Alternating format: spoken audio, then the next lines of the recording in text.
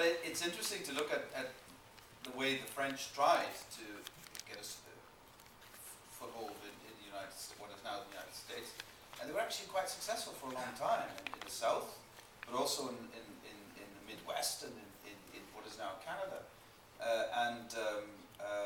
Had they been at that spot, I'm sure they would have been extremely successful because they would have had the demography and the resources to back up much more of their settlement than we had done, because the way they suffered because of climate in the north. They were defeated by the British in the north simply because their colonies did not bring the economic revenue that other colonies could bring in more moderate climate. So put the French in New York, and I'm sure they'd be at least as successful as the Dutch. And what the French had in common with the Dutch at the time is they both understood water as water, where that was the highways through this vast continent. And the British came to that understanding later, and because it had to do with the way that they organized colonies as well.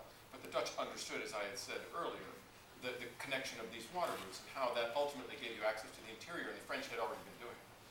And the example of the Erie Canal is so interesting because there was huge political controversy at the time whether this should be built.